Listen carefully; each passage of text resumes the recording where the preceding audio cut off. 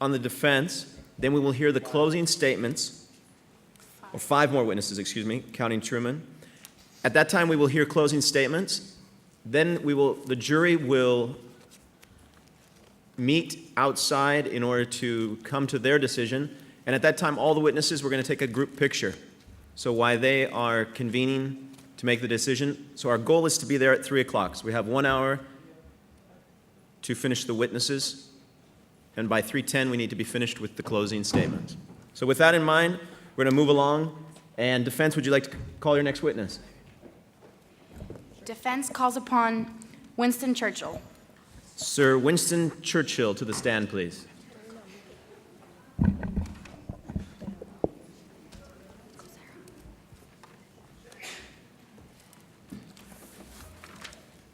I must remind you there is no smoking in my courtroom.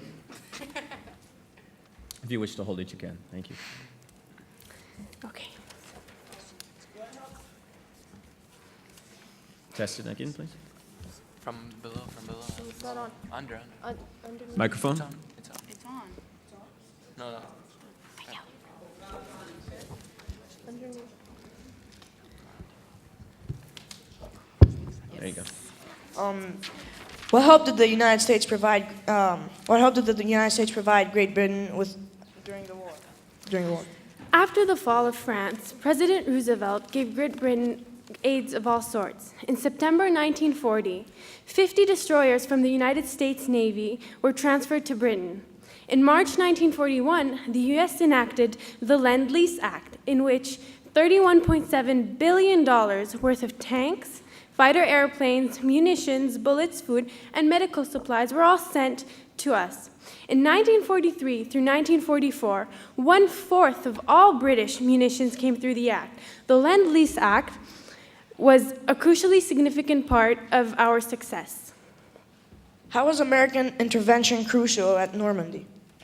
With an Allied force that took 2 years to build up, General Eisenhower was able to conduct Operation Overlord. The operation consisted of getting American, British, and Canadian troops to break the Atlantic Wall, land, transport tanks and artillery, all in an incredibly short amount of time. The Allies together developed new special weapons such as Sherman and Churchill tanks. Without the joint efforts of the Allies, the success of Operation Overlord would have been impossible. Describe the relationship between Great Britain and the United States. Great Britain's and America's shared language and democratic culture contributed greatly to our wartime collaboration. Most importantly, both nations recognized that defeating the Nazis was priority. The United Kingdom's and the United States' cooperation in military planning, execution of military operations, nuclear weapon technology, and intelligence sharing with each other was incomparable. Great Britain and the United States integrated their military efforts to the extent of forming the combined Chiefs of Staff in December 1941 to a degree unprecedented by other nations, which was a key in the weakening and eventual defeat of Nazi Germany. This special relationship, both between the British and American people, as well as President Roosevelt and I, epitomized our correspondence. How did the United States, along with Britain, end the war in Europe? When the U.S. forces arrived in Great Britain in 1942, plans were being made for a great bomber offense. The British specialized in lumbering bomber attacks, which attacked cities using a tactic known as area bombing, whereas the Americans' heavily armed aircrafts were used in daytime attacks to bomb specific industrial and military targets. The American Army Air Force was able to build up an air force that made that of Japan and Germany seem trivial.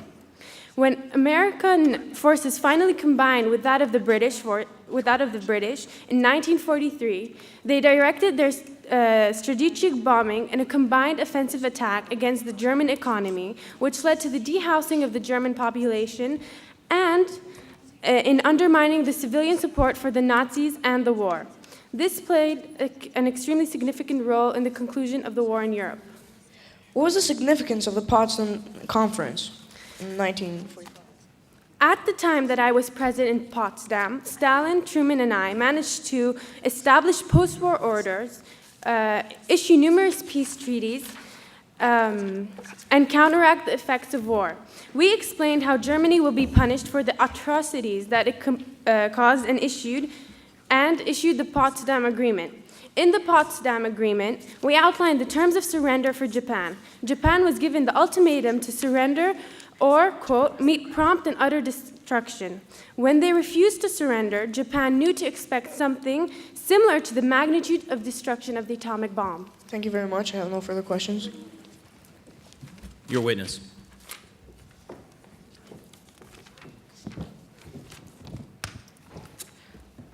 Churchill, please describe the 76-day-long Blitz. Well, okay. The Blitz in Germany. In London, In where London. civilians were killed, 16,000 of your citizens. By German. By Germany, yes. Yeah. The Germans would attack at night, and they would bomb cities such as London and Manchester. And it was a horrible period of time for London because it was disastrous. Right. So you would say there was extensive damage, great bodily harm caused, yes? Of course. Right. And how many civilian deaths were there? Thousands. Thank you. And can you please read the highlighted... Speak into the microphone, please. Can you please read the highlighted passage?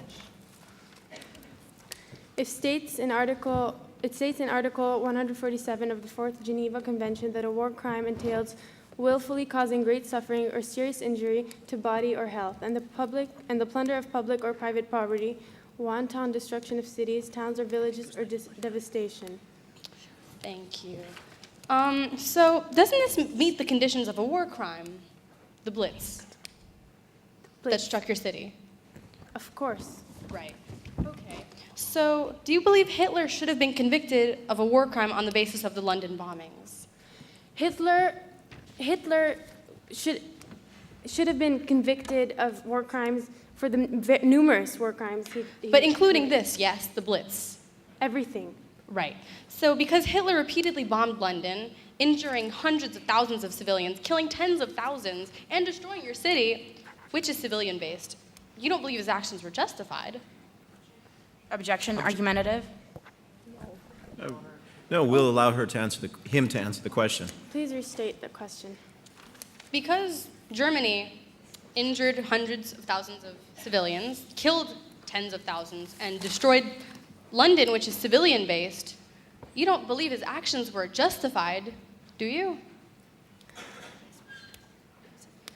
No.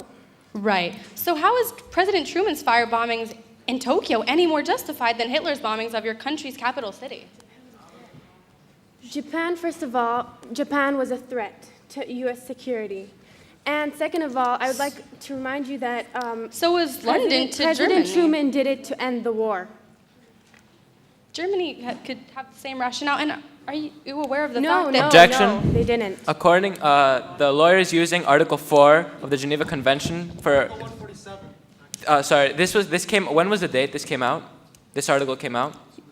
Judge Nelson Yes. said it was admissible. That's admissible, but I would like to go back to your previous question. Excuse me, the U.S. hadn't signed on to this convention until much later on. Until like a decade 1949. later. The U.S. signed to this convention in 1949. The date of this trial is 1946. That is correct. Can I see the original document?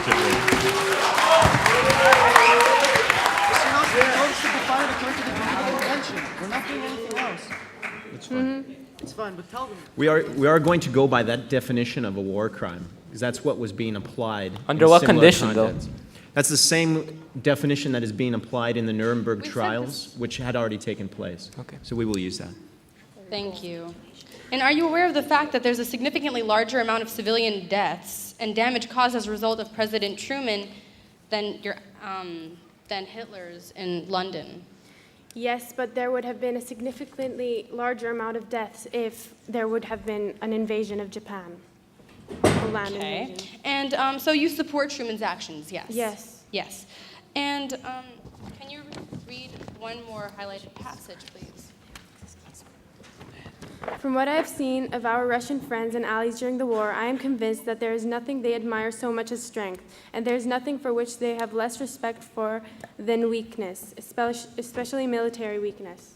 Now, you said this in your speech, yes? Yeah. And you were speaking about Soviet Union, Russia, right? Keep the microphone to your mouth, please. Sorry. When America bombed Hiroshima and Nagasaki, didn't they intimidate Russia technically using the atomic bomb? And wouldn't you benefit from this? Given that Russia really likes military strength, as you said in your speech. Objection, misquoting the witness. The witness never stated that it was towards their benefit for the Russians to. Yes, I'm going to sustain that objection. Restate your question. Ask it a direct question, please. You stated in your speech that they have less respect then for weakness, especially military weakness. And by America dropping those bombs, they exhibited great military weakness. I mean, a great military strength. And wouldn't you benefit from this? Stop there. And do you agree? Do you agree? I would like to remind you that I wasn't prime minister at the time they dropped the bomb. So no, I would not. You still support its actions? Order in the court, please. Do you have any further questions? All right, no further Thank you. Sir Winston Churchill, you may be seated. Defense, your next witness. Order in the court. The defense calls upon Henry Stimson. Mr. Henry Stimson, Secretary of War, to the stand, please.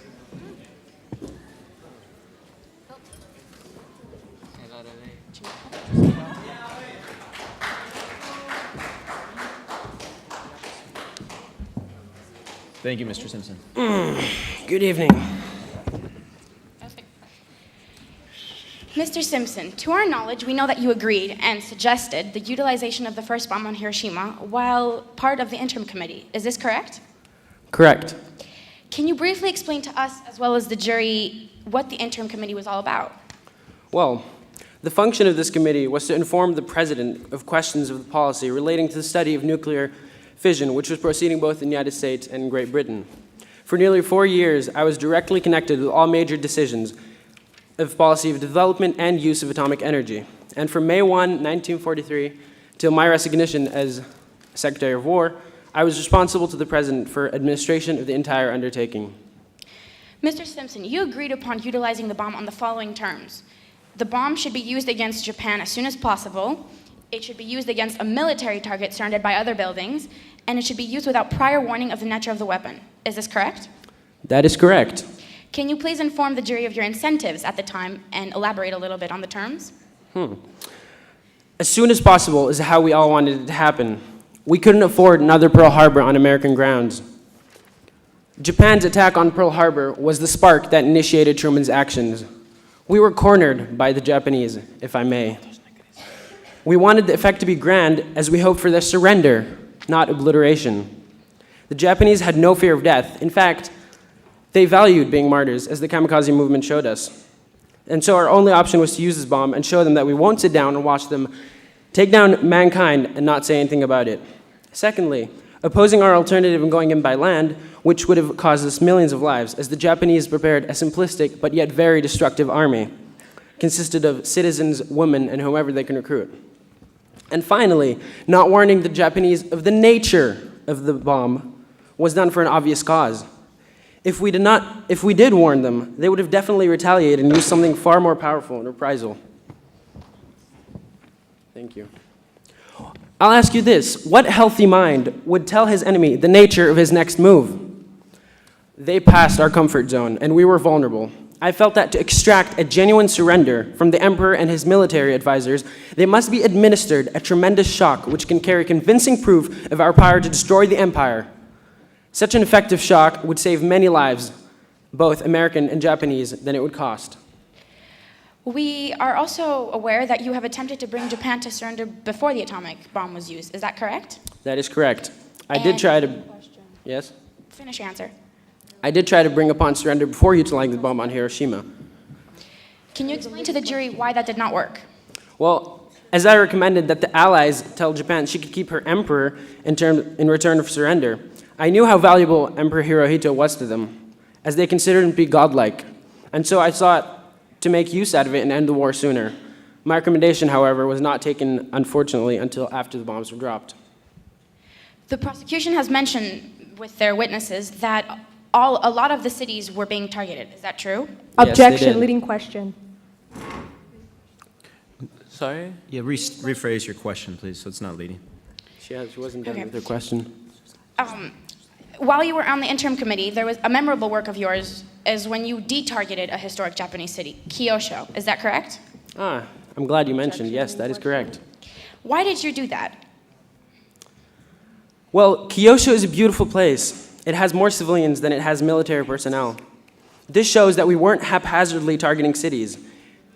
Hiroshima and Nagasaki were not chosen because they were inferior, but I propose that we do not destroy anything of grand value of Japan and the rest of the world. This also shows that our motives weren't to annihilate the Japanese. We wanted damage enough to lead them to surrender. We wanted the effect to be deplorable, as we hope to see the white flag. Based on what you have just said, Hiroshima and Nagasaki were targeted because they had less civilians and they were military bases. Is that correct? Objection, leading question. No, that's not a leading question. I'm going to override that objection. Please answer the question. I'd like to say that Hiroshima was home to 5th Division and 2nd General Army. It was the base that was responsible for the defense system of southern Japan, with over 40,000 military personnel. Thank you. No further questions.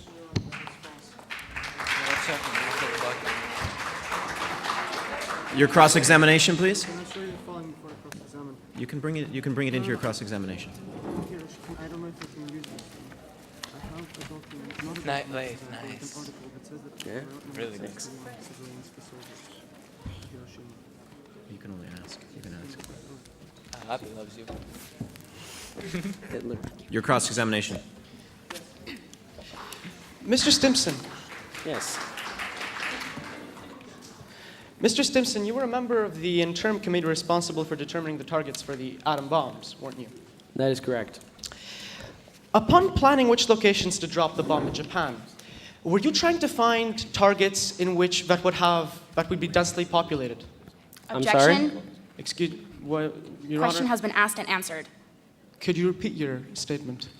I'm sorry, what did you ask about I that? will repeat the question. Upon planning which cities to target, were you trying to find a city that had many civilians to target?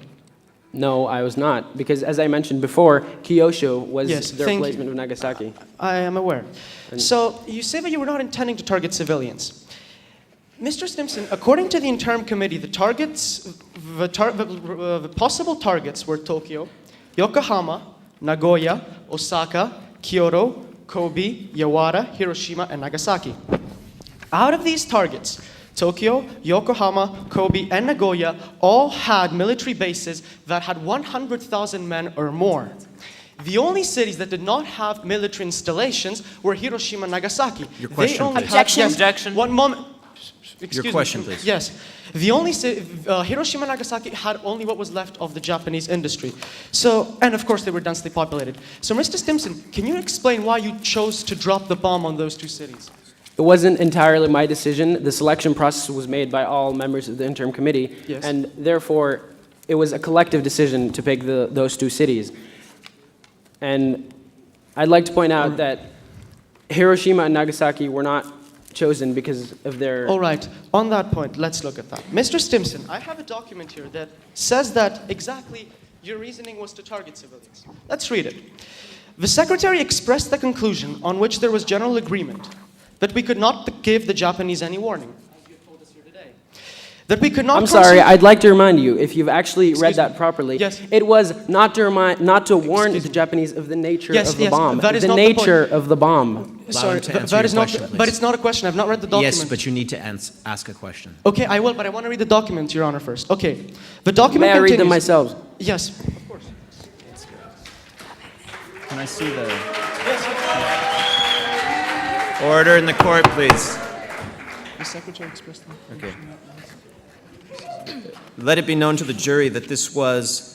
just a second. The official date is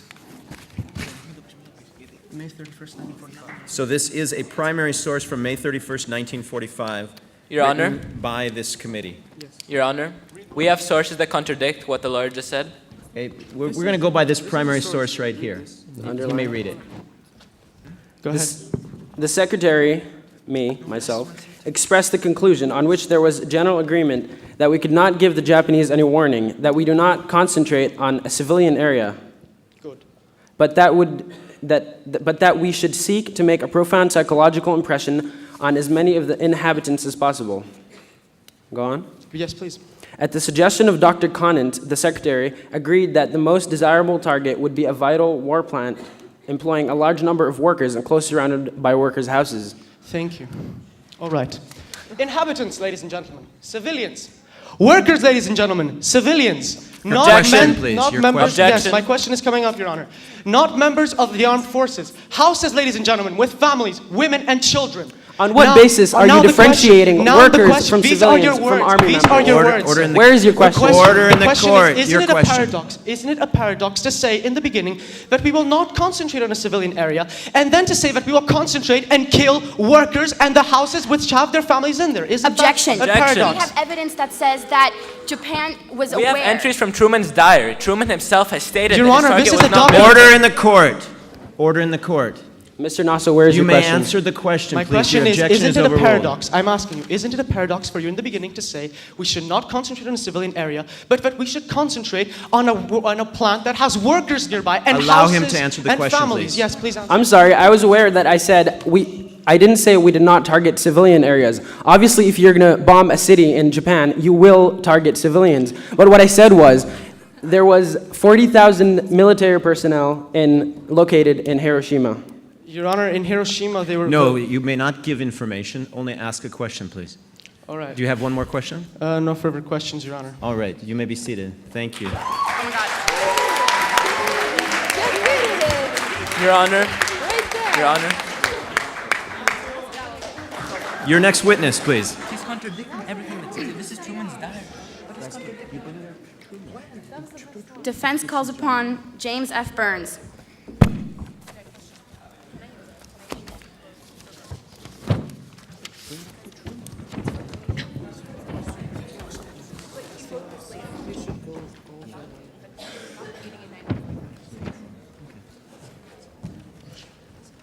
Presidential advisor, Mr. Burns, you are under oath, I remind you. Your witness. Mr. Burns, was the utilization of the nuclear bomb by the president justified on Japan? Yes, for four main reasons. First of all, we have to realize that Japan was the oppressor in this case, in this war. Japan attacked the USA first, the USA first.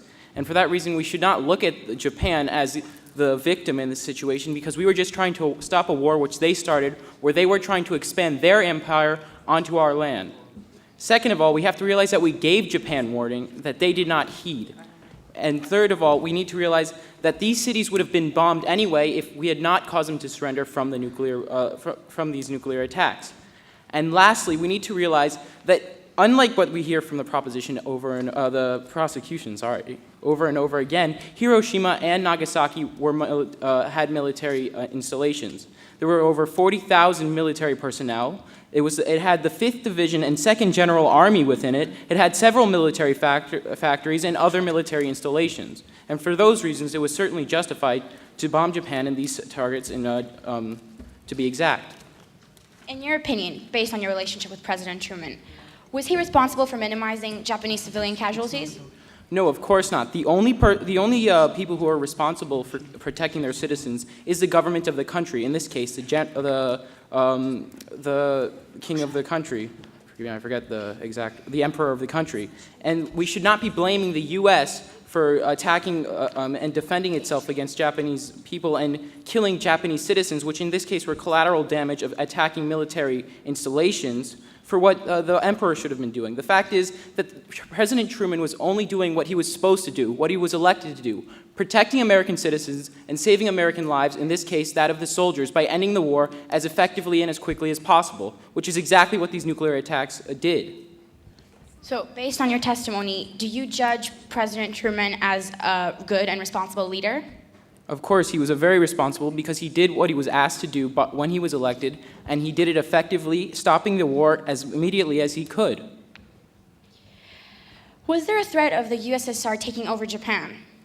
Of course there was, and you'll have to bear with me because it's quite a hard thing to explain. But basically, after the Second World War, especially right at the time of the Potsdam Conference and when we dropped the bomb, we were shown that the USSR was an expansionary force. Now, how are we shown that? First of all, we received a long telegram from George Kennan telling us that Stalin's intentions were to expand his empire. And second of all, at that time, the Red Army had occupied most of Eastern Europe. Now, what would have happened if we had allowed the war to continue? We would have had the USSR come into Asia and help us in Japan.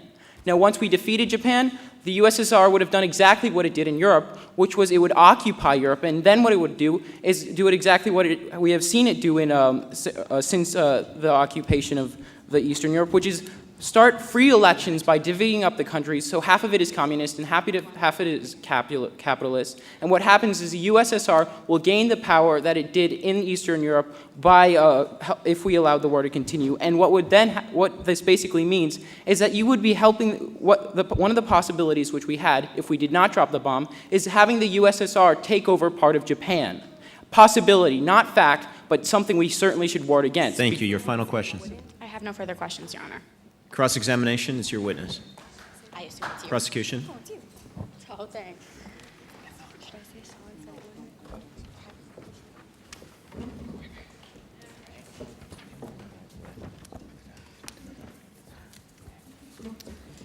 Do you think that President Truman's decision to drop the atomic bombs was influenced by Russia's stand? Stand on what? Russia's stand regarding Japan What and was this? entering the war and helping. First of all, there was no Russia at the time, it was the USSR. And second of all, we have to realize that Russia was the USSR, was offering to help the USA in Japan. And what we had to realize was that, like they did in Eastern Europe when they helped us beat Hitler and the Germans, they could also annex part of Japan and occupy part of Japan and then make them also part of their bigger countries of the USSR. So this is why America didn't end up using Russia's help. I mean, USSR's help. We didn't use the USSR's help because President Truman was trying to save lives, American lives, and stop the war as quickly as possible. That was his first motive. What we're saying here is that we also have to realize that if we allowed the war to continue, the USSR would have gotten involved and they might have taken over part of Japan. But as you said, you said might, so this is all hypothetical. Objection. The witness previously stated that this was speculation. Yes. All right. But by America dropping the bomb, didn't you technically show the USSR that the United States was more militarily capable than Russia, than USSR? First of all, in the Potsdam Conference, Truman told Stalin that they had developed a new bomb, so they knew before Hiroshima happened. And yes, we were informing them that we had military power. But answer the question yes or no. Didn't America show the USSR that they were more militarily capable than Russia? Well, the fact is they did, but at the same time yes we have... Yes or no, please? Yes. Yes. And don't you agree that this gave America more claim to Japan than Russia, given that America would be the victor?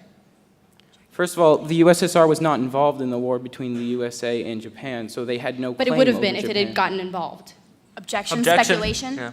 He was speculating. I'm gonna override your objection. Give her a little bit of leeway. You have time for 3 more questions. Make sure this goes somewhere. Okay. And as a foreign policy advisor, don't you think that Russia, the superpower, would want to retaliate? Retaliate for what? For what? Well, with the bomb. You mean Build retaliate? a bomb for the balance of power now that the United States would have more military capabilities. So basically, you're telling us that the USSR would want to retaliate because they dropped the bomb. Well, first of all, you have to realize that after the Manhattan Project, scientists told the USSR that they built the bomb. So the USSR was already developing a nuclear bomb, and the fact that they used it in Japan shows nothing other than that they were trying to end a war using a weapon that they had. Technically, at the same time, they were still showing Russia their military capabilities, and it could be easily considered a threat. or Objection. intimidation. Objection. During the Potsdam Declaration, Russia had been informed about the U.S. and its development of the atomic bomb, so Russia knew. Yes, I'm going to sustain that objection. Your next question, Okay. please. Your Honor, I haven't been informed about the dropping of the bomb. They had been informed about the I've already development of a sustained the bomb. objection. Your last question, please. All right. Now, would dropping the bomb on Japan show Russia that the U.S. could stop Russia from expanding in Europe? No, it has nothing to do with that. We keep hearing about Russia, and, which in fact wasn't a country, even though we keep hearing about it at that point. We keep hearing about the USSR, but the fact is, the only thing the bomb did was show the USSR that the USA was going to do everything it could to protect its citizens, and that's exactly what it did by dropping this bomb. That it was more capable than than USSR of doing this? More capable of protecting its citizens? I No. guess so, but at the same time, the USSR was already developing a bomb. The arm race was already starting. So there's not the fact that there was an arm race starting has nothing to do with the dropping of the bomb on Hiroshima and Nagasaki. Thank you. Thank you. You may be seated.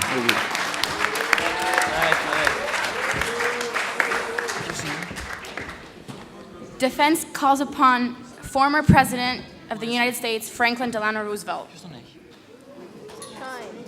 Former President Roosevelt, thank you for coming back from your deathbed.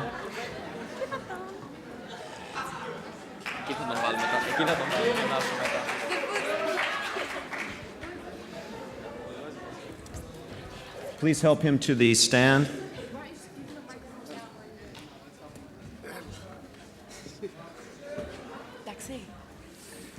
The polio gets worse when you're in the coffin, doesn't it? Come on. Thank you. How are you The date feeling, is sir? 1946. Introduce yourself.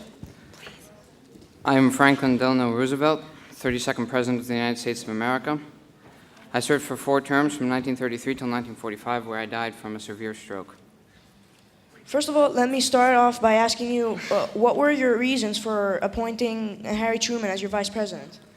Well, in the beginning of my final presidency, I was considering Henry Wallace, who was also my vice president for my last term.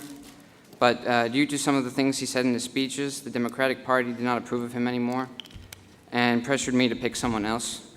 It took me a while to choose who my next vice president would be, but my final conclusion was between Truman and Indiana Governor Henry F. Schriker. I considered Truman because of the letter I got recommending him to me from Robert Hannigan, mayor of Chicago. Edward J. Kelly and I ultimately chose him due to the fact that he did well in the polls during the times he ran as U.S. Senator, and because he was a good politician with a unique view on different matters. What was the Manhattan Project and why did you create it?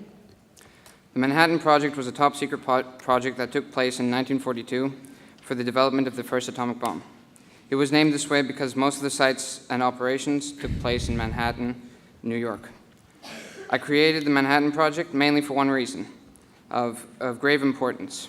I received messages from Einstein that Germany is probably developing their own atomic bomb, and that if they were the ones to create it first, this could pose a serious problem to the US and Allied forces in general. I then figured that it could also mean the end of the war, but in their favor, and who knows what Hitler had in store for the rest of the world after he had won the war. With this in mind, I created the Manhattan Project as a nuclear arms race with Germany for the atomic bomb. What did the letters from Einstein tell you exactly about the atomic bomb? The letters I received from Einstein told me about the element of uranium and how it is an important source in creating weapons of mass destruction. He then explained to me how powerful bombs could be by saying a single bomb of this type, this quote, a single bomb of this type carried by boat and exploded in a port might very well destroy the whole port together with some of the surrounding territory. He then also gave ideas about where I could be able to find the uranium that was necessary to create such bombs, all for the main purpose of creating it before Germany was able to. What was your reaction and your thoughts the moment after the attack on Pearl Harbor, when the attack on Pearl Harbor occurred? When I found out about the attack on Pearl Harbor, I was surprised and furious. I believe and have always believed that an attack that has not been declared or an attack that has come from a country with whom you're not at war with is a very cowardly and shameful action. What had happened before was the United States was at peace with the Japanese nation, and at the solicitation of Japan was still in conversation with its government and its emperor looking forward towards the maintenance of peace in the Pacific. So this was an extremely treacherous act. Your final question, please. Why did you order the firebombings to occur in Japan? I ordered the firebombings to occur for 2 simple reasons. Firstly, I wanted to defend my country from other attacks like that of Pearl Harbor. And secondly, I wanted to do as much damage as I could to Japan so that they would finally surrender and so the war would end. Thank you very much.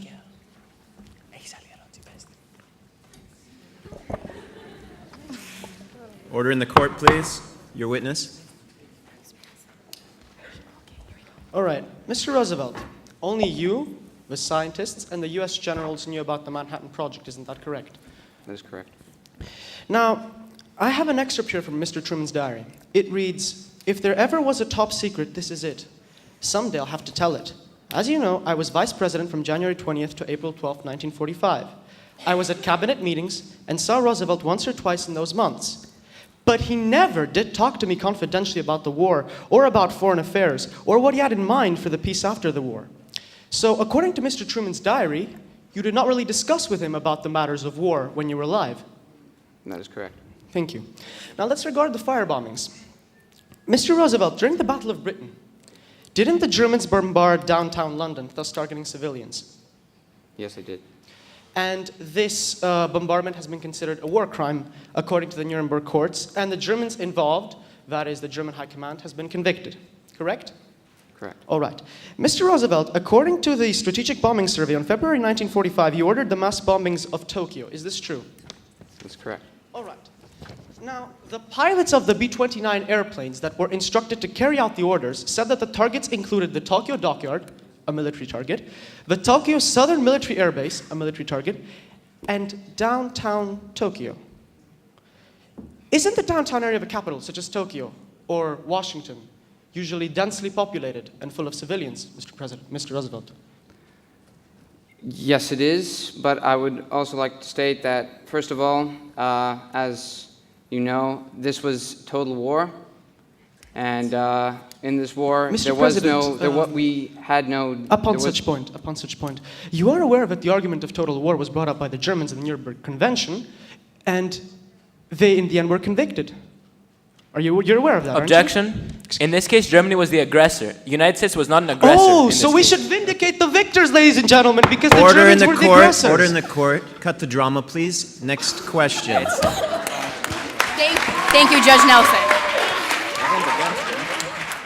All right, well, okay, just for the jury to know, total war has been convicted, and as a precedent, in any lawful country, a precedent should apply to everyone, including former presidents. But let's continue with Pearl Harbor, something which has brought great distress to our dear widow here. Are you aware of the name Dusan Popov? Yes, I am. Who is he?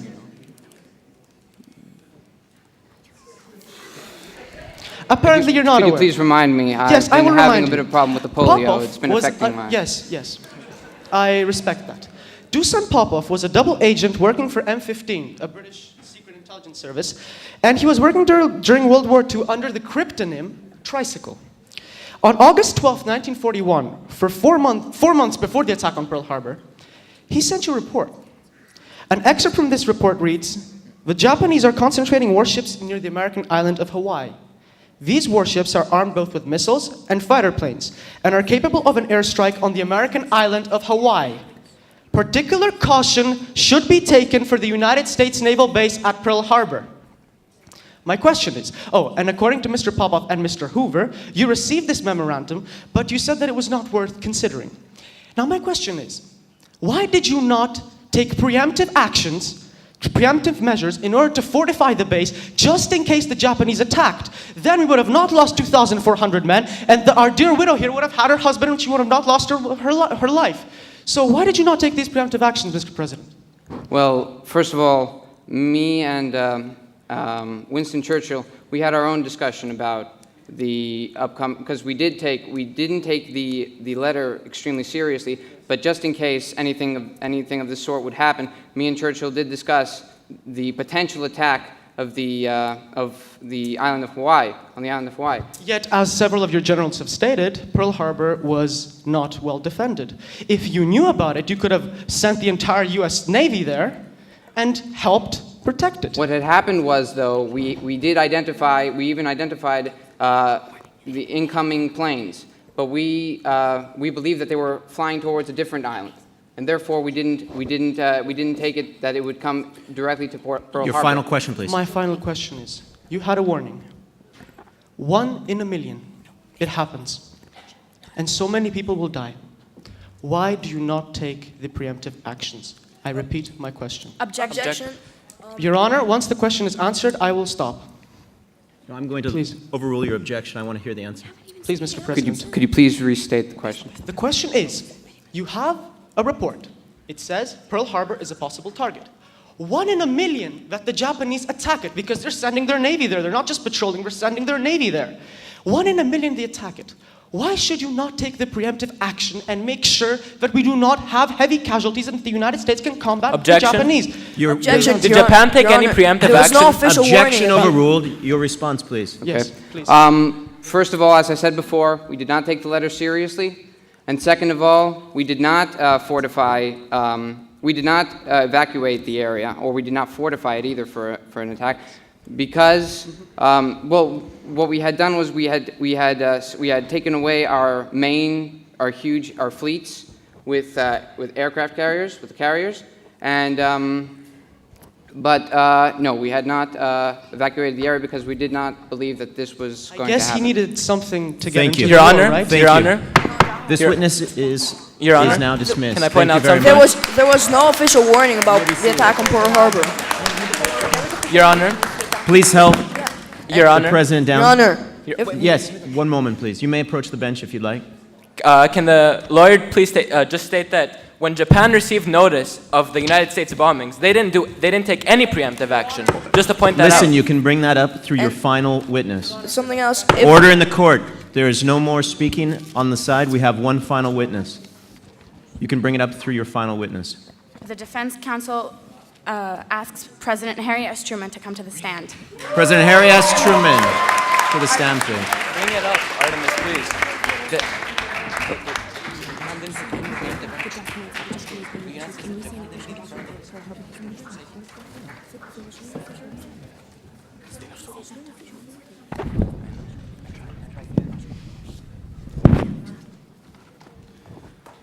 Ladies and gentlemen, the Harry S. Truman on the stand. Mr. Truman, or rather President Truman, when were you aware of the Japanese threat? I was first aware of the Japanese threat after the attack at Pearl Harbor. Of course, I knew that Japan was a malignant nation in the Pacific long before that, but Pearl Harbor brought the idea home. More importantly, it showed me that the Japanese problem was no longer a foreign affair, but a domestic threat.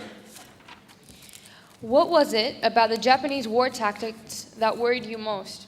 There were two things that scared me a lot: the kamikaze missions and propaganda. Both of these tactics brought death and were symbols of total war, complete mobilization of a nation to fight. The propaganda brought about mass suicides, presenting the invading American army as monsters. This scared the locals and showed Americans as worse than death, since many preferred to jump off a cliff than fall into the army's hands.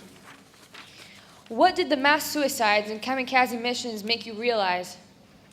As I said before, the kamikaze missions and the mass suicides showed me how powerful Japanese propaganda was and to what a complete extent the country was mobilized. People were willing to go on suicide missions to protect Emperor Hirohito. They were willing to jump off a cliff with their children in their arms rather than try to communicate with the US soldiers, which they viewed as bloodthirsty beasts. Because of this misinformation. The mass suicides and the kamikaze missions let me know that the surrender was not an option. The people were intellectually captured by the emperor and would fight to all costs. It made me realize that this war would have to end differently. More importantly, it made me realize that this was truly total war. What did you know about the Japanese right before utilizing the bomb? Before utilizing the atomic bomb, I knew the Japanese had a strict honor code that went all the way back to the age of the samurai. This code condemned surrender and put death as much more honorable than giving up. I also knew that besides hard to beat, the Japanese were also extremely savage and brutal fighters. I knew that from the kamikaze missions as well from the expansionary imperialistic past where Japanese soldiers raped and murdered entire villages to satisfy the will of the emperor. I also saw it in the way they treated our prisoners of war by torturing them and killing them. Could you please restate yourself the purpose of the Potsdam Proclamation? The Potsdam Proclamation was a document composed on July 26, 1945 by the United Kingdom Prime Minister Winston Churchill, the President of the Republic of China, Chiang Kai-shek, and myself. It outlined the terms of surrender for Japan. It stated that if Japan failed to meet this agreement, she should expect prompt and utter destruction. Therefore, the Potsdam Proclamation was also the first official warning issued to Japan. Could you please tell us why it was so important that the Allied leaders demand unconditional surrender? Unconditional surrender was of paramount importance. Japan could not be allowed to remilitarize. The entire country had to be disarmed in order to end imperialism in Southeast Asia, China, and all the other countries that had suffered under Japanese expansionary pressure. The emperor is a symbol of imperialism, and the army revolves around him. Therefore, nothing short of unconditional surrender would suffice to make this war worthwhile. What other warnings were issued? Leaflets were dropped on Japanese cities shortly before the bombings. They warned the people of the destruction coming and asked them to evacuate their cities. Furthermore, the Cairo Proclamation could be considered a warning, since it mentioned relentless military pressure until Japan surrenders. Could you please tell us what you knew about the bomb before utilizing it? From the New Mexico test, I knew that 13 pounds of explosive caused the complete disintegration of a steel tower 60 feet high, created a crater 60 feet deep and 1,200 feet in diameter, knocked over a steel tower half a mile away, and knocked men down more than 10,000 yards away. The explosion was visible from more than 200 miles away, and it was audible for more than 40 miles. I was also informed that there were some radioactive materials found in varying intensities, mostly low. However, right before utilizing the bomb, I knew that measured from the point directly below the explosion that would occur in Hiroshima, the blast should be lethal to at least 1,000 feet. Between 2,500 and 3,500 feet, the blast should be extremely serious, and the heat and flame should be lethal to all about 1,500 to 2,000 feet away. I knew that anyone who looked into the explosion for half a mile away would become blind, from a mile temporarily blind, and from beyond 10 miles temporarily slightly impaired. Most importantly, I knew that there would be no damaging effects from radiation at ground level. The radiation observed in New Mexico was due to the low altitude of detonation. Could you please tell us, and actually confirm what has been discussed before, how and why you chose these targets for the atomic bomb? The targets were chosen taking certain factors into consideration. Firstly, the target had to be within flying range of the bomber carrying the heavy load. Secondly, they had to be large industrial targets with a diameter greater than 3 miles. Thirdly, they had to be capable of being damaged effectively by a blast so the bomb would not go to waste. Lastly, the targets had to be ones that would be unlikely to be attacked again in a 1-year time span. The utilization of the bomb would also have to have a great psychological impact on Japan, so surrender would have to be considered after it. I would like you to tell us. 1 second. Oh, sorry. I'm going to go into more specifics. Hiroshima was an important army depot and point of embarkation in the middle of an industrial area, which also confirms Mr. Stimson's comment about workers being targeted, since workers imply industry, and since we were in total war, industries have to be targeted since they are part of the complete mobilization. It was a good target within flying range, and the adjacent hills were likely to produce a focusing effect, making the blasts more effective. Nagasaki was also an important military and industrial target. It also lied in between a series of valleys and an acid which provided a focusing effect as well. All right. What other alternatives were there to using the bomb?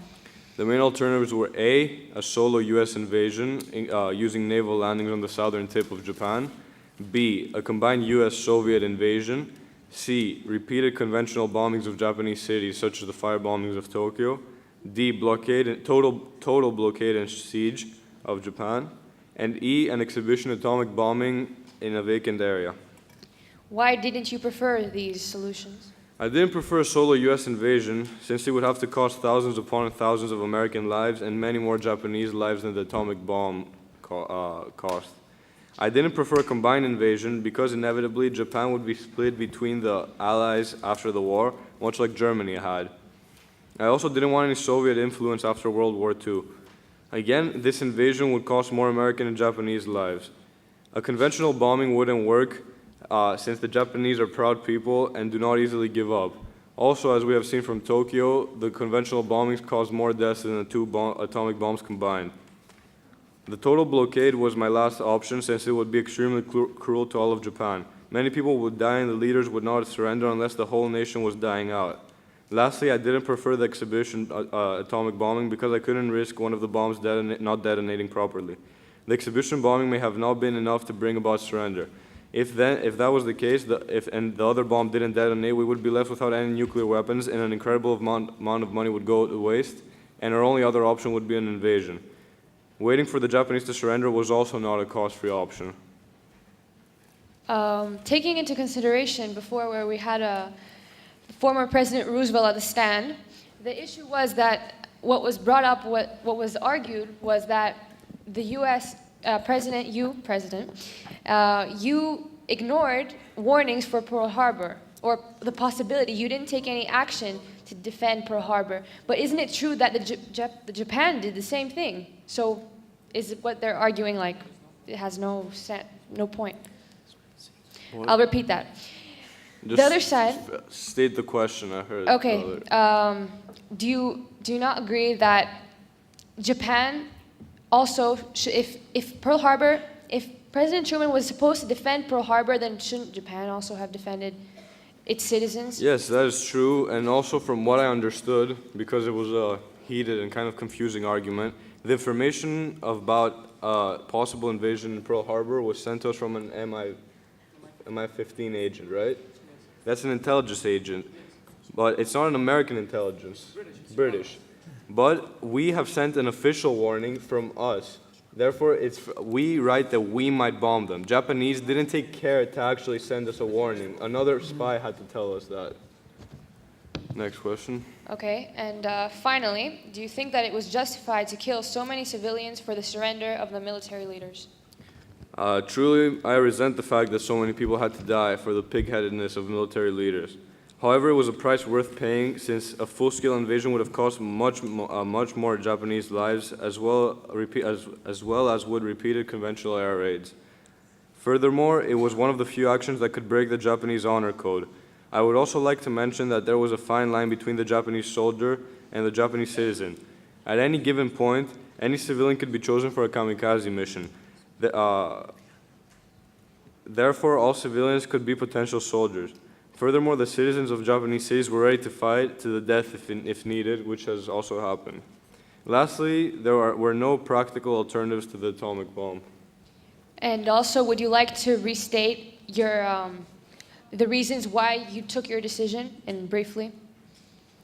My reasons for the decision was that there wasn't any practical alternative that would save Japanese lives, American lives, liberate Asia, and put a quick and effective end to the war. Whatever any other arguments are, my main argument is that the bomb worked. The war finished in a matter of days after the two bombings, and the suffering was finished for the whole world.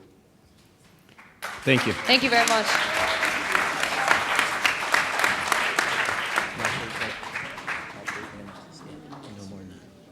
Your witness.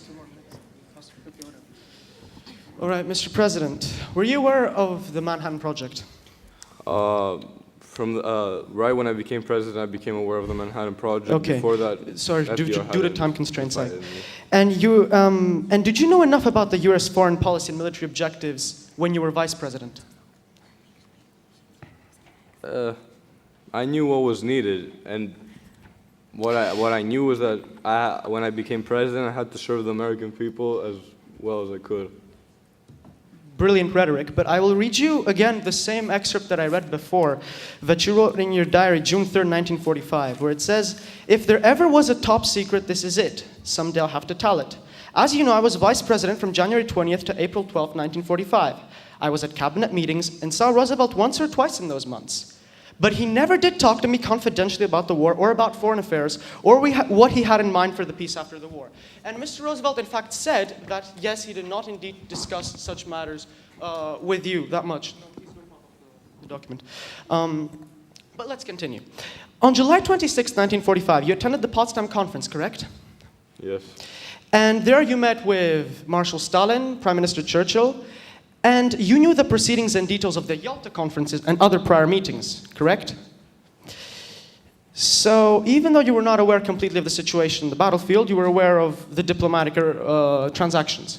Yes. Mr. President, again, it seems that something is wrong with what you're saying. Could you please read the following? I did not know what effect the situation would have on the war effort, price control, war production, and everything that entered into the emergency that had existed. I knew the president had a great many meetings with Churchill and Stalin. I was not familiar with any of these things, though. Your Honor, when was this written? Yes, could you please present the date of this document? This was written. This. This is written on April 12th, 1945, in his own diary. Am I not So may wrong I object to that? That is exactly the same month that I became president. Objection, sir? If 1 second, if that was the same month that I became president, wouldn't it make sense that I would be put in a area that I wasn't used to? However, as vice president, in the likelihood of the president something happening to him, you have to be in the position to know what is going on because we're in a situation of war. Objection. But we will continue this because objections are coming. I am going to sustain that objection. Please ask a question. Yes. Sir, can the lawyer please point out something? That President Truman became vice president, was president in April. Yes, The bomb was dropped in August. The president This gives told us them exactly. Your Honor, the president Your- informed us. It's well taken. Your objection is overruled. Allow him his next question, please.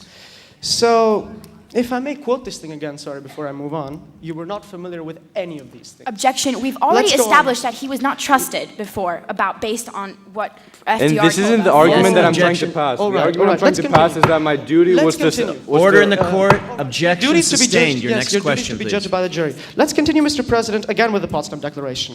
3 days before its final release, you received a memorandum from the Secretary of State Forrestal that explained that the Japanese would accept any terms of surrender other than the abolishment of the emperor. And I have the precise memorandum if you want to read it, but for time I constraints... gave you a reason that the emperor cannot Mr. be President, I have kept. not answered the question yet. So, Mr. President, since one of your officials had told you the Japanese despondency, the Japanese need to surrender, why did you not simply guarantee the safety of the emperor, and as Emperor Hirohito told us, the Japanese would have accepted? Why did you not do that? Because I already answered this question in my questions about the reason Remind for us. unconditional surrender.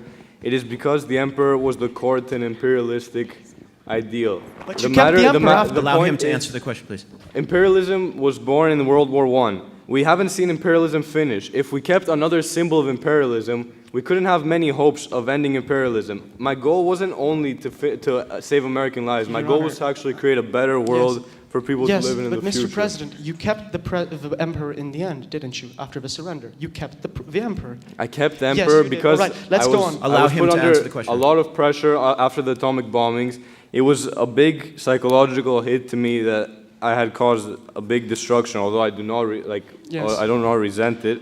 So I had to accept some form of surrender because if that destruction wasn't enough to... Before the atomic bomb, let me rephrase what I want to say. I had doubts about whether I thought that a damage as big as the atomic bomb caused would be enough to cause unconditional surrender.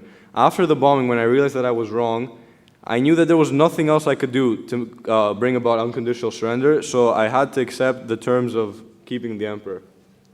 All right. I couldn't think of You anything more mentioned devastating. the atom bomb, so let's move on with that. Mr. President, do you consider the atom bomb to be a military weapon? Yes. Again, I have an interesting statement that you made to one of your advisors, Mr. David Lianville, and it says, the president explained to us, you have got to understand, this isn't a military weapon. I shall never forget this particular expression. It is used to wipe out women and children and unarmed people and not for military